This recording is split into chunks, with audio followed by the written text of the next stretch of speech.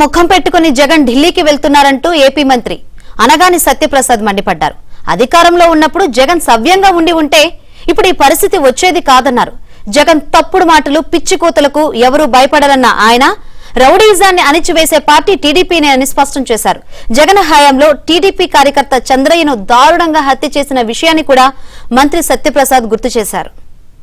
వ్యక్తిగతంగా దూషించేటువంటి పరిస్థితి మీ అసెంబ్లీలో మీ యొక్క నాయకులది. అలాగే మా శాసనసభ్యుల మీద చేయి చేసుకుని దళిత శాసనసభ్యులు స్వామి మీద అవ్వచ్చు మమ్మల్ని మీద చేయి చేసుకుని మీ యొక్క సంస్కృతి తెలియజేశారు. అది మీ సంస్కృతి. కానీ ఒక సుపరిపాలన ఇవ్వాలని చెప్పే లక్ష్యంతో ఏదో మాట ఇచ్చామో ఈ ఆంధ్రప్రదేశ్ని ఒక సస్యశ్యామలమైన ప్రాంతంగా చేయాలని లక్ష్యంతో పనిచేస్తా ఉన్నారు. ఈ నెల రోజుల్లో ఢిల్లీకి చంద్రబాబు నాయుడు 2 సార్లు ఎందుకు వెళ్ళారు?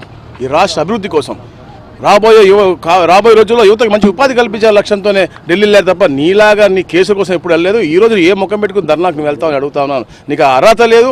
ఈ ఆంధ్రప్రదేశ్ సుఖంగా ఉంది. ఈ రాబోయే రోజుల్లో ఇంకా సుఖంగా ఉంటుంది.